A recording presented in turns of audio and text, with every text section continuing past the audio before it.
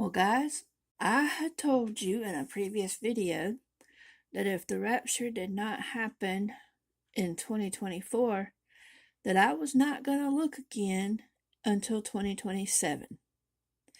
But that was based on the revelation knowledge I had back then. With this new revelation knowledge I have now, I am very much looking for the rapture this year, and I'm going to show you why. Now, throughout my teachings, there were several things that we had to look at and we had to consider when talking about the possible year of the rapture. One of the things we looked at were the moon phases. We talked about the moon menstruation and how it was a parallel to a woman's menstruation period from the book of Leviticus, and how you couldn't approach your bride or your wife while she was on her period. Okay? We also talked about the Jewish Hanukkah and how it needed to be on or near Christmas time for it to be a viable year of rapture. And we also mentioned that we needed to complete the 2,000 years from the crucifixion in order for this to be a viable rapture year. Now let's put all this together and see what we've got. In previous teachings, we talked about the 4 weeks of the moon cycle and how week 4 was going to be off limits because that represents the woman's menstruation period and the moon represents the bride in Bible prophecy. Now, one could argue that because we're getting a new body, we no longer have to worry about the menstrual cycle, therefore this would not apply. However, we also learned in previous teachings that the sun and moon will not be fully in sync again until the second coming. So, with that being said, it is possible that Jesus will still honor the law of Leviticus and that he will still come, during a viable moon phase when he comes to gather these groups throughout the tribulation period. So keep that in mind. So based on a crucifixion of 28 AD, if we add the 2,000 years later, it brings us around 2028. And if we take the 1948 when Israel became a nation, and we add the 70 to 80 years from Psalm 90:10, again, that brings us to around 2028. Assuming a 28 AD crucifixion, let's take a look at some of the prophecies that will help us fine-tune the year of the rapture as far as a 28 AD crucifixion would be concerned. So another thing we have to consider is that when we look at the date of the crucifixion, we are not counting 2,000 years from the date of the crucifixion. We are counting 2,000 years from the year of the crucifixion, all right? Not the day, we're looking for the year, all right? So when looking at a crucifixion in the year 28 AD, from May the 1st of 28 AD, we have to complete that year on April 30th of 29 AD, okay? So if we're going to run the 2,000 years, we have to start the count at 29 AD. So it would be May the 1st of 29 through April 30th of 30 AD. That would be the first year. Not 28 to 29, but 29 to 30 would be the first year of our 2,000 year count, so that we end on May the 1st, 2029 through April 30th of 2030. This is what completes the 2,000 years from the crucifixion year. So when looking at Psalm 90:10, it tells us that Israel is going to have 70 to 80 years before the second coming of Jesus. And we looked at May 14th, 1948, the day that Israel became a nation. If we add 70 to 80 years, that's going to bring us to 2018 to 2028. But also according to Psalm 90:10, this is not correct. Let me show you why. Okay, Psalm 90:10 tells us that Israel's strength, those last 10 years from 70 to 80 years, are filled with labor and sorrow. Okay, meaning the tribulation period will take place at some point during those last 10 years. Now, Daniel's prophecy extended upon that and told us that after 69 weeks, the Messiah was cut off.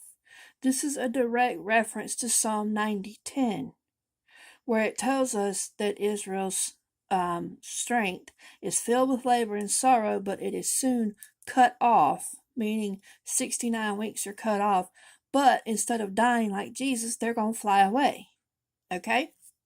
So if we look at that and we look at our final year from 2018 to 2028 through 2029, and we start right here at April 30th, which is the end of this final 80th year. We go back 69 weeks. It takes us to the week of Christmas to New Year's of 2027. Now, why is this a problem? Because it does not complete the 2,000 years. Okay? The 2,000 years from the crucifixion was 28 AD to 29 AD. Jesus died on the cross at Passover of 28 AD. This does not complete the 2,000 years. But if we look at Psalm 90:10 in terms of the correct year of being 2,000 years from the crucifixion, then everything does fit. If we start at 2030 being the end of the 80th year and we go back 69 weeks, it brings us to Christmas to New Year's of 2028. This does complete the 2,000 years because it goes beyond Passover of 2028. This means that the year of this right here, the pandemic, it was actually the start of the 70th year. So Israel was born as a nation on May 14th, 1948. But we had this weird blood moon tetrad that happened in 1949 and 1950, and nobody seems to know why. Well, if you go back to my previous teachings, you will see that I have taught you that whenever you have a solar eclipse and a blood moon together, it represents the conception of a prophecy happening. And when you have a blood moon by itself shortly thereafter, it represents the completion or the birth of that prophecy. Okay? Now, you have the sun and the moon representing the dying sperm and egg coming together, and then the blood moon represents the spotting when it's in this pair. But when you have the blood moon by itself, it represents the bloody show for the birth. Okay? Why did we have this blood moon tetrad in 1949 and 1950? It's because Israel started becoming a nation in 1948, but it wasn't completed until here, 1949 and 1950, which is why Psalm 90:10, the 70 to 80 years, will start with the 1949 to the 1950.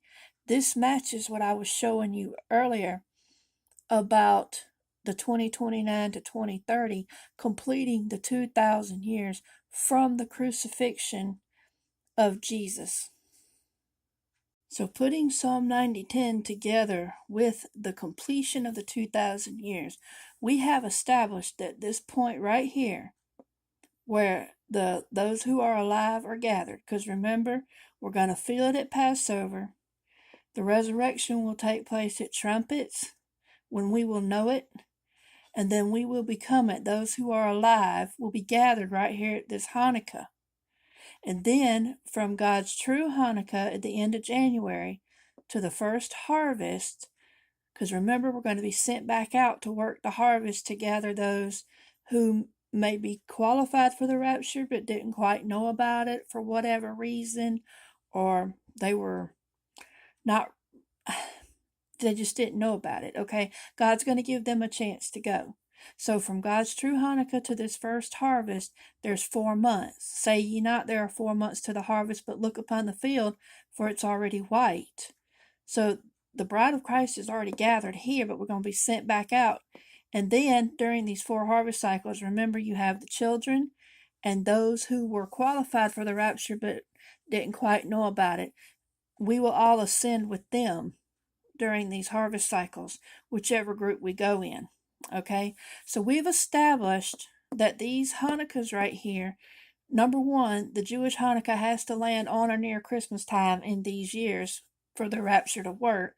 And we've also established at some point in time, this gathering right here has to be in 2028. December 25th through the 31st, somewhere in there for 2028. Now, the question we're going to run into at this point is pre-trib, mid-trib, or post-trib. So let's take a look. Let's look at 2028 as being the end of the tribulation period.